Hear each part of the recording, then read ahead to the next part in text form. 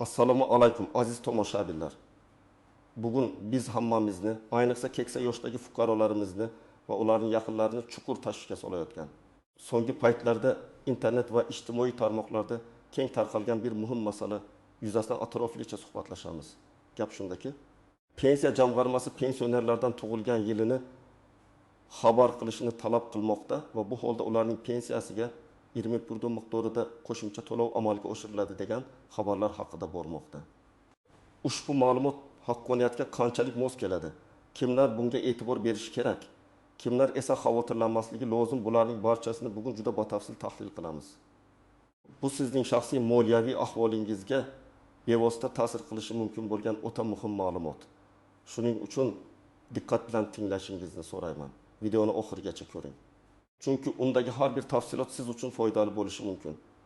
Hozirdayoq kanalimizga obuna bo'ling va videoga like bosing. Shunda bu muhim ma'lumot ko'proq odamlarga yetib boradi. Muammoning mohiyati keling, avvalo bu xabarning qayerdan paydo bo'lgani va aslida nima haqida gap ketayotganini tushunib olaylik. So'nggi paytlarda ko'plab pensionerlar va ularning oila a'zolari orasida pensiya jamg'armasiga o'zingizning tug'ilgan yilingizni xabar qilsangiz, pensiyangizga 20 qo'shimcha to'lov olasiz degan yangilik tarqaldi. Bu avvaliga ko'pchilik uchun juda jozibador bo'lib tuyuldi. Chunki har qanday qo'shimcha mablag', ayniqsa pensiya yoshidagi insonlar uchun juda zarur. Ba'zilar hatto darhol pensiya jamg'armasining mahalliy bo'limlariga murojaat qilishga yoki telefon orqali ma'lumot so'rashga shoshilishdi. Ammo afsuski bu xabarning asl mohiyati biroz boshqacha. Pensiya jamg'armasi o'zining rasmiy bayonotlarida bu turdagi umumiy 20% qo'shimcha to'lov haqqoniyatga zid ekanligini bir necha bor ta'kidlab o'tgan. Aslida pensiya jamg'armasi faqatgina aholi orasida noto'g'ri talqin qilinayotgan ba'zi qonuniy me'yorlarni tushuntirishga harakat qilgan. Ya'ni gap mutlaqo yangi umumiy qo'shimcha to'lov haqida emas, balki amaldagi qonunchilikda ko'zda tutilgan ma'lum toifadagi fuqarolarga beriladigan qo'shimcha imtiyozlar haqida ketmoqda. Oldinlari bu turdagi ma'lumotlar asosan rasmiy manbalarda e'lon qilinardi va ko'pchilikka faqatgina pensiya jamg'armasiga murojaat qilgandan so'nggina ma'lum bo'lardi. Hozir esa ijtimoiy tarmoqlarning ommalashuvi bilan har qanday ma'lumot to'g'ri yoki noto'g'ri bo'lishidan qat'iy nazar juda tez tarqalmoqda. Afsuski bu noto'g'ri talqin qilingan ma'lumot ko'plab keksa yoshdagi fuqarolarimizni chalg'itib, ularning umidlarini puchga chiqarmasligi uchun pensiya jamg'armasi bunga izoh berishga majbur bo'ldi. Shunday qilib gap shaxsiy ma'lumotlarni xabar berish haqida emas, balki mavjud qonuniy imtiyozlarni tushuntirish haqida borayotganini aniq tushunib olishimiz kerak. Pensiya jamg'armasi xuddi sizning tug'ilgan yilingizni bilmaydigandek bu ma'lumotni so'rashi mutlaqo mantiqsiz.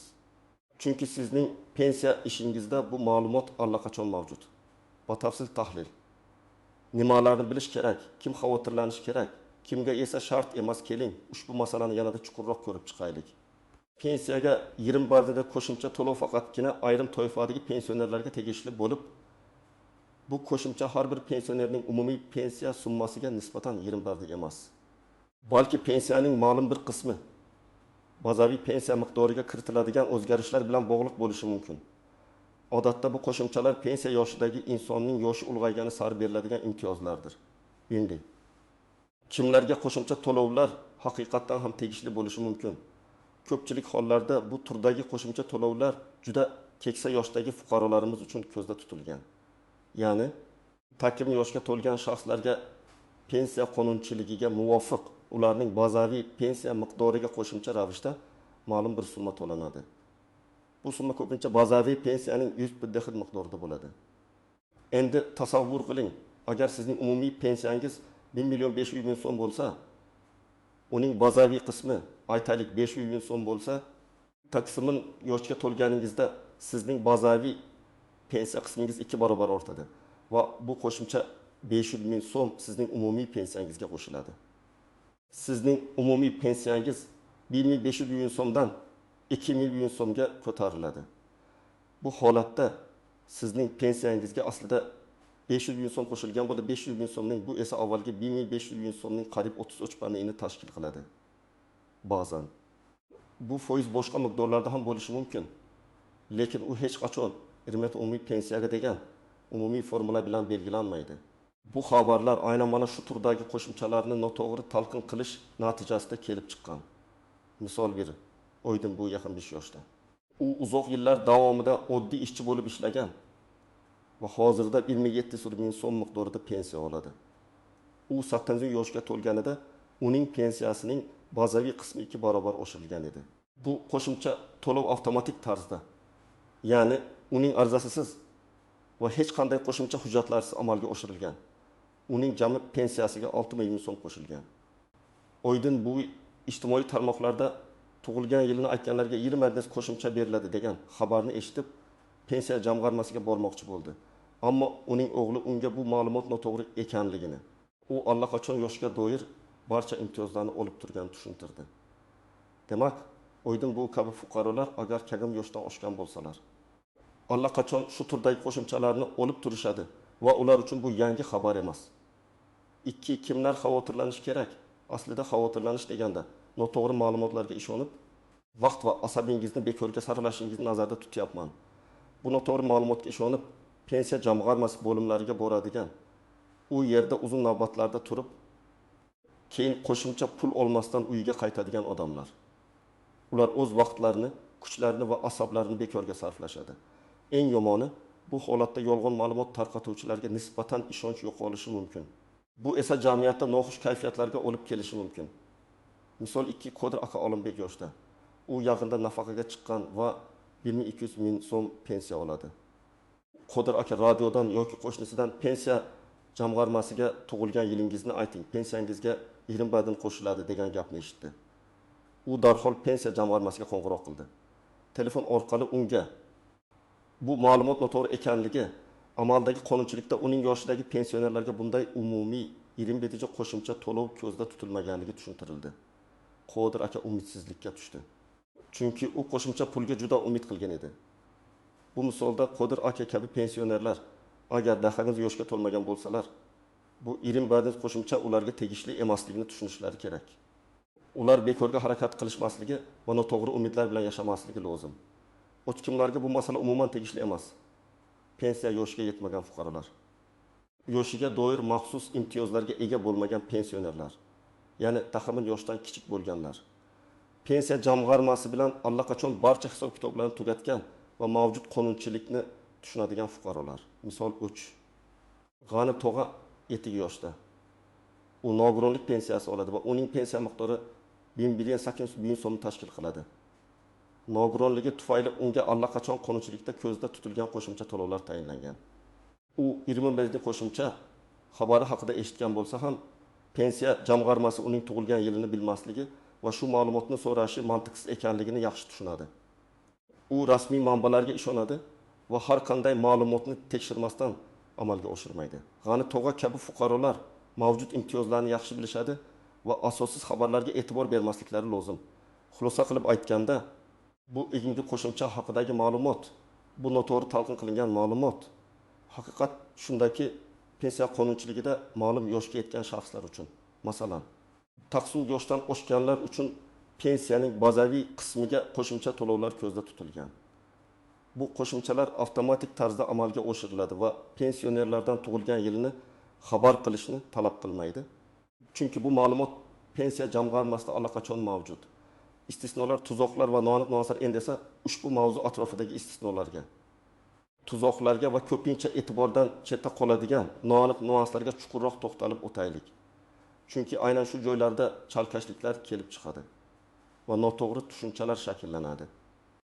IBga raqamning kelib chiqishi va uning noto'g'ri talqini. Avval aytib o'tganimizdek, bu IB umumiy pensiya summasining IB badalini tashkil qilmaydi. Ko'pgina mamlakatlarda va bizda ham shunga o'xshash mexanizmlar mavjud. Pensiyaning asosiy qismi bu bazaviy pensiya yoki fixed basic payment degan tushunchalar mavjud. Masalan, fuqaro 40 yoshga to'lganda uning bazaviy pensiya miqdori 2 barobar oshirilishi mumkin. Tasavvur qiling, bir fuqaroning umumiy pensiyasi 2 million so'm bo'lsin. Uning pensiyasining bazaviy qismi oytaylik 7 million so'm bo'lsa, qolgan 1 million 300 ming so'm ish stajiga, ballarga va boshqa omillarga bog'liq. Taksibiy yoshga to'lganida 700 ming so'mlik bazaviy qism 2 barobar oshirilib 2400 ming so'm bo'ladi. Endi uning umumiy pensiyasi 1400 ming bo'lsa, 1300 ming, 700 ming so'mga aylanadi. Bu holatda pensiya 700 ming so'mga oshgan. Agar 700 ming so'mni dastlabki 2 ming so'mga bo'lsak, bu 35 baza atrofida o'sishni tashkil qiladi. Ammo agar kimdirning pensiyasining bazaviy qismi uning umumiy pensiyasiga nisbatan kamroq bo'lsa, masalan, umumiy pensiya 2-500 ming so'm, bazaviy qismi esa 500 ming so'm bo'lsa, bazaviy qism 2 barobar oshsa, 500 ming so'm qo'shiladi. 500 ming so'm 2-500 ming so'mning aynan 20 mingni tashkil qiladi. Ko'rinib turibdiki, bu 20 faqatgina ma'lum bir hisob kitobda to'g'ri keladigan tasodifiy raqam bo'lib, u umumiy qoida emas. Ayni shu nuans ko'plab chalkashliklarga sabab bo'ladi. Noto'g'ri talqin qiluvchilar aynan shu misolni umumlashtirib, hamma uchun iyim bo'lmaydi qo'shimcha degan gapni tarqatadilar. 2. Firibgarlik tuzoqlari. Afsuski, har qanday shov-shuvli yangilik ortidan firibgarlar ham paydo bo'lishadi. Bunday iyim bo'lmaydi qo'shimcha haqidagi yolg'on ma'lumotlar firibgarlar uchun ayni muddao. Ular turli xil sxemalarni qo'llashi mumkin. Telefon orqali qo'ng'iroq qilib, o'zlarini pensiya jamg'armasi xodimi deb tanishtirib, pensionerlardan bank karta ma'lumotlari, PIN kodlar yoki boshqa shaxsiy ma'lumotlarni so'rashi mumkin. Ular pensiyangizga qo'shimcha pul o'tkazish uchun ma'lumotlaringizni yangilash kerak degan bahona bilan sizni aldashi mumkin. Ba'zi yuristlar yoki ixtisoslagan firmalar pensiyaga qo'shimcha olishda yordam berishni va'da qilib, buning evaziga pul talab qilishi mumkin. Esingizda bo'lsin, qonuniy pensiya masalalarida bunday vositachilarning keragi yo'q. Pensiya jamg'armasi barcha xizmatlarni bepul amalga oshiradi. Yolg'on veb-saytlar yaratib, pensionerlarni ushbu saytlarda ro'yxatdan o'tishga va shaxsiy ma'lumotlarni kiritishga undashlari mumkin. Keyinchalik bu ma'lumotlar noqonuniy maqsadlarda ishlatilishi mumkin. Shu sababli har doim juda ehtiyot bo'lishingiz va faqatgina rasmiy manbalardan kelgan ma'lumotlarga ishonishingiz shart. 3. Avtomatik qayta hisoblashlar va murojaat qilish zarurati. Pensiya yoshiga doir ko'pchilik qo'shimchalar avtomatik tarzda, ya'ni pensionerning arizasisiz amalga oshiriladi. Pensiya jamg'armasi fuqaroning yoshini o'z bazasida allaqachon biladi va tegishli yoshga yetganda pensiyani qayta hisoblashni o'zi amalga oshiradi. Masalan, fuqaro taqvimli yoshga to'lganida. Pensiya jamg'armasi uning pensiya ishini ko'rib chiqadi va kerakli qo'shimchani avtomatik tarzda kiritadi. Pensionerga bu haqda qo'shimcha xabar beriladi. Ammo shunday holatlar ham bo'lishi mumkinki, ba'zi bir boshqa imtiyozlar, masalan, nogironlik gruppasining o'zgarishi qaramog'ida bo'lgan shaxslar sonining o'zgarishi yoki boshqa maxsus sharoitlar bo'yicha qo'shimcha olish uchun pensionerning o'z murojaat qilishi talab etiladi. Bu holatlar egama bazinsiz qo'shimcha bilan bog'liq emas. Shuning uchun agar sizga ma'lum bir imtiyoz haqida ma'lumot kelib tushsa, uning avtomatik tarzda amalga oshirilishini tekshirish muhimdir. Agar pensiya jamg'armasiga murojaat qilish lozim bo'lsa, buni shaxsan yoki rasmiy vakil orqali amalga oshirish kerak, hech qanday vositachilarsiz. 4. Boshqa ijtimoiy to'lovlar bilan chalkashtirish. Ba'zi hollarda ba'zi qo'shimcha haqidagi noto'g'ri ma'lumot boshqa ijtimoiy qo'llab-quvvatlash choralariga oid ma'lumotlar bilan aralashtirib yuborilishi mumkin. Hukumat tomonidan aholining muhtoj qatlamlarini qo'llab-quvvatlash uchun turli xil bir martalik yordam pullari, moddiy yordam yoki boshqa to'lovlar belgilanadi. Bu to'lovlar pensiyaga qo'shimcha emas, balki alohida ko'rsatiladi va ma'lum bir mezonlar asosida beriladi. Jamoatchilik bu turdagi yangiliklarni ham pensiya masalalari bilan aralashtirib yuborishi mumkin. Har doim qaysi to'lov nimaga asoslanganini aniq tushunib olishga harakat qiling. Bu murakkab tizimda to'g'ri yo'nalishni topish uchun har qanday ma'lumotni 2 marta tekshirish va rasmiy manbalarga murojaat qilish eng asosiy qoidadir. Yodingizda bo'lsin, hukumat yoki pensiya jamg'armasi sizning moliyaviy ma'lumotlaringizni telefon orqali yoki shubhali veb-saytlar orqali hech qachon so'ramaydi. Amaliy maslahatlar. Tomoshabin nima qilishi kerak, hurmatli do'stlar? Yuqorida aytib o'tilganlardan kelib chiqqan holda sizning shaxsiy xavfsizligingiz va moliyaviy barqarorligingizni ta'minlash uchun bir qator amaliy maslahatlarni bermoqchiman. Bu maslahatlarga amal qilish orqali siz noto'g'ri ma'lumotlardan saqlanasiz va o'z huquqlaringizni to'g'ri himoya qila olasiz. Bir asossiz xabarlarga ishonmang va ularni tarqatmang. Agar siz ijtimoiy tarmoqlarda, messenjerlarda yoki og'zaki suhbatlarda pensiyaga 20 qo'shimcha berilar ekan, faqat tug'ilgan yilingizni aytsangiz bo'ldi kabi xabarlarni eshitsangiz, ularga shoshilinch ishonmang. Bunday xabarlarning aksariyati noto'g'ri yoki noto'g'ri talqin qilingan bo'ladi. Ularni o'zingiz ham boshqalarga tarqatmaslikka harakat qiling. Chunki bu bilan siz boshqa pensionerlarni ham chalg'itib qo'yishingiz mumkin. Bu ayniqsa firibgarlar uchun qulay muhit yaratadi. Har doim o'zingizdan so'rang, bu ma'lumot qayerdan kelgan? U ishonchli manbami? Yoki faqat rasmiy manbalarga murojaat qiling. Eng to'g'ri va ishonchli ma'lumotni olish uchun har doim rasmiy manbalarga murojaat qiling. Bular Pensiya jamg'armasining rasmiy veb-sayti. O'zbekiston Respublikasi Pensiya jamg'armasining rasmiy sayti doimiy ravishda yangilanib boradi va unda pensiya qonunchiligidagi barcha o'zgarishlar, yangiliklar va tushuntirishlar e'lon qilib boriladi. Sayt manzilini qidiruv tizimlaridan topishingiz mumkin. Saytda ko'pincha savol-javoblar bo'limi ham mavjud bo'ladi. Pensiya jamg'armasining ishonch telefon hotline. Har bir viloyatda yoki tuman pensiya jamg'armasi bo'limida ishonch telefonlari mavjud. Bu raqamlarga qo'ng'iroq qilib, sizni qiziqtirgan savollarga to'g'ridan-to'g'ri mutaxassislardan javob olishingiz mumkin. Telefon orqali faqatgina ma'lumot so'rang. Hech qachon o'zingizning maxfiy ma'lumotlaringizni, masalan, bank karta raqami, PIN kod, parol aytmang. Pensiya jamg'armasi xodimlari sizdan hech qachon bu kabi ma'lumotlarni talab qilmaydi. Pensiya jamg'armasining mahalliy bo'limlari. Agar sizga shaxsan muloqot qilish qulay bo'lsa, yashash joyingizdagi pensiya jamg'armasi bo'limiga murojaat qilishingiz mumkin. Ammo u yerga borishdan oldin avval telefon orqali aniqlik kiritishga harakat qiling, chunki ko'pincha bu tashrifga ehtiyoj bo'lmaydi. Hujjatlar va zaruriy ma'lumotlar haqida.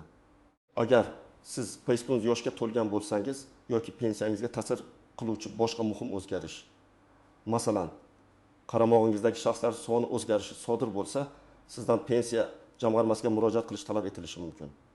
Bunday holatda sizdan talab qilinishi mumkin bo'lgan asosiy hujjatlar quyidagilardir. Pasport, shaxsni tasdiqlovchi hujjat. Pensiya guvohnomasi. Agar mavjud bo'lsa, qo'shimcha imtiyozlarga asos bo'luvchi hujjatlar. Masalan, nogironlik guvohnomasi, qaramog'idagi shaxslarning tug'ilganlik to'g'risidagi guvohnomalari va boshqalar. Esingizda bo'lsin. Tug'ilgan yilingiz to'g'risidagi ma'lumot pensiya jamg'armasi ma'lumotlar bazasida allaqachon mavjud bo'lganligi sababli bu ma'lumotni xabar qilish uchun hech qanday alohida hujjat yoki ariza talab etilmaydi. Agar sizdan pensiya jamg'armasi nomidan shubhali hujjatlar yoki ma'lumotlar talab qilinsa, darhol rasmiy manbalar orqali tekshiring. Shaxsiy ma'lumotlaringizni himoya qiling. Hech qachon telefon orqali yoki shubhali veb-saytlar orqali bank kartangiz raqami, amal qilish muddati, CVV/CVC kodi, PIN kod yoki internet banking parolingiz kabi maxfiy ma'lumotlarni oshkor qilmang. Pensiya jamg'armasi yoki boshqa rasmiy tashkilotlar bu ma'lumotlarni sizdan so'ramaydi. Agar sizga shu kabi so'rovlar bilan murojaat qilishsa, bu aniq firibgarlik belgisidir. Shunday holatlarda darhol bankka yoki huquq-tartibot idoralariga xabar bering. 5 yangiliklarga e'tibor bering. Pensiya jamg'armasi va boshqa tegishli davlat organlari pensiya qonunchiligidagi o'zgarishlar haqida muntazam ravishda xabarlar berib boradi. Bu xabarlarni rasmiy ommaviy axborot vositalari, televideniya, radio, gazeta orqali kuzatib boring. Bu eng ishonchli ma'lumot manbai hisoblanadi. Ushbu maslahatlarga rioya qilish orqali siz o'zingizni va yaqinlaringizni yolg'on ma'lumotlar va firibgarlikdan himoya qila olasiz. Pensiya masalalari juda muhim va jiddiy masalalar bo'lib, ularga mas'uliyat bilan yondashish zarur. Xulosa va yakuniy chorlov aziz tomoshabinlar. Bugungi suhbatimizdan shuni tushunib yetdikki, pensiya jamg'armasi pensionerlardan tug'ilgan yilini xabar qilishini talab qilib, pensiyasiga 20% qo'shimcha to'laydi degan xabar aslida keng tarqalgan noto'g'ri talqin qilingan ma'lumotdir. Haqiqat shundaki, pensiya qonunchiligida ma'lum yoshga yetgan shaxslar uchun, xususan taqni yoshdan oshgan fuqarolarimiz uchun pensiyaning bazaviy qismiga qo'shimcha to'lovlar ko'zda tutilgan.